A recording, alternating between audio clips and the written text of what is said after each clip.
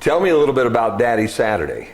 Yeah, so my wife is not only a great wife and a fabulous mother, but she's an entrepreneur. And over 10 years ago, she started her own couture bridal boutique in Charlotte, North Carolina, named after our daughter, Hayden Olivia Bridal. Okay. And being in retail and being an entrepreneur, she wore all the hats. So it caused her to work almost every Saturday when the business was starting. And so I was alone with Hayden Olivia from the time that she was about 2 weeks old. And it was Daddy and Hayden on Saturday. And then as more kids came along, Blaine was next, and then Mason, and then Easton. We had 4 children, and I was always by myself on Saturdays with the kids because Heather was working. And I supported her in that, and she supported me in being with our kids. And I quickly found out I couldn't just wake up and kind of walk my way into a Saturday, right? The kids had expectations. They wanted, it was Dad on Saturday, we want to have fun, we want to make this epic. So what are we going to do, Dad? What's the game plan? And so one of our children, Mason, I believe, affectionately named it Daddy Saturday. And on Wednesdays, they would start saying, hey, what are we doing for Daddy Saturday? And so I started setting the bar and creating activities and being intentional and planning our days together. And we started videoing them and just putting them on YouTube.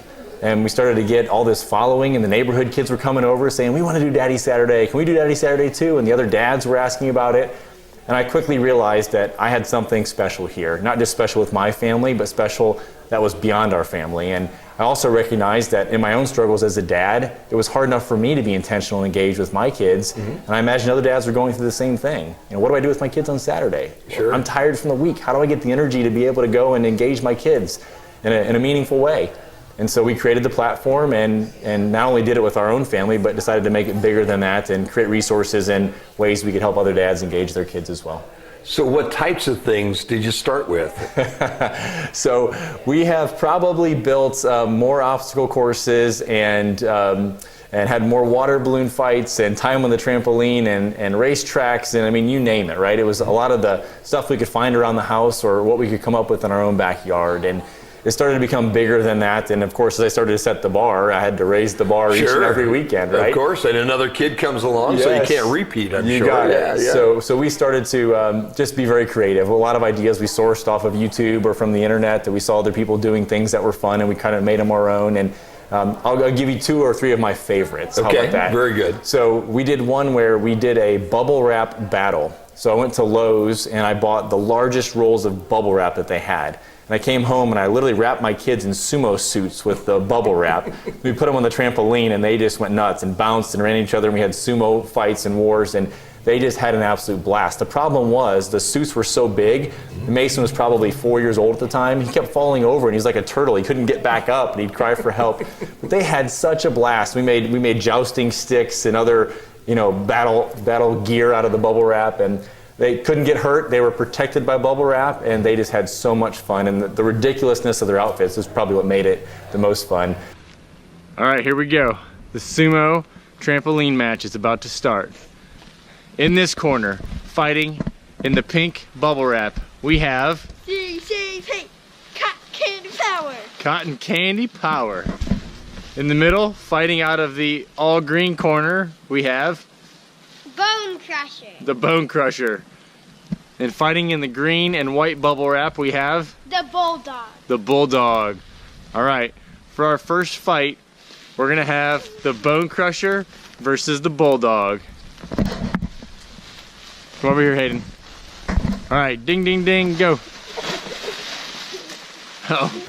We also did a time where I rented a pickup truck. And we took baby pools, soft blue baby pools. We put them in the back of the pickup truck in the bed. We filled them up with water and water balloons. And then we drove around our neighborhood. We drive golf carts more than cars in our neighborhood, so it was safe.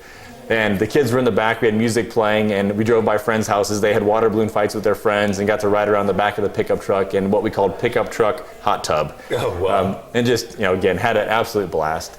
So we got our pools ready. Now we're doing our water balloons. Oh, that's heavy. You're just gonna drop them in your pool? Yeah. I think it's a great idea. Stop! Don't throw it. Don't throw it. No standing up, Blaine. What's your action? Do it the GoPro. Okay. And then another great one was we did a mystery box slip and slide. So we took 2 slip and slides and put them side by side, and we made a structure of cardboard boxes that had caution tape so you couldn't see what you were sliding into. All right. And I would go to the other side and I would put all sorts of things like whipped cream or peanut butter and jelly or mustard and ketchup and whatever we could find. We even did sardines and some nasty stuff. But and you had to pick your lane. You had lane 1 or lane 2, and 2 kids would go at a time. And the unfortunate party that went into the wrong tunnel was going to get the surprise on the other end. And they all wore goggles because they would go through it and, I mean, just be covered in whatever slime or the pile of stuff that was in that mystery box. And they loved it. It was a fabulous time. And I even got to go down and do it as well. And of course, when I did it, they just put everything in one big pile, and I knew I was going to get hit no matter what happened. The Bat household had to be the most popular household in the neighborhood in South Carolina. It often is, but we welcome that and love the opportunity to have others over and partake in it. Now, that has grown from there to what is now Daddy Saturday and what we're going to experience here in Bryant today. Sure. So explain to me now how you made that next step and what are you doing today? So I did a TED Talk, a TEDx, about 1.5 years ago on the topic of fatherlessness. Okay. And really heard a lot of great feedback from other fathers who said, look, I'm experiencing the same thing. I want to be more intentional, more engaged with my kids, and I just don't know how. For me, 7 years ago, I had a moment that changed everything about my perspective on fatherhood. I took a risk, and that risk was to take my 3-year-old daughter on a daddy-daughter date night. Now, you may be saying, what's the risk in that? But I'll tell you, it put me at a complete place of vulnerability, a place that I don't often like to go. In fact, I was more nervous about that first date with my 3-year-old than I was for the first date with my wife. Because what do you talk about at dinner with a 3-year-old? Would she remember this? Would she care? And most importantly, would she think I'm a good dad?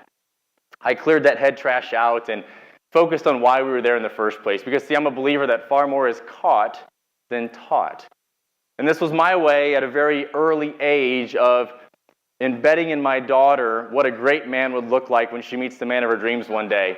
You know, setting the standard for excellence in a man. The things of generations past, frankly, like opening doors, having manners, treating her and others with respect, complimenting her appropriately.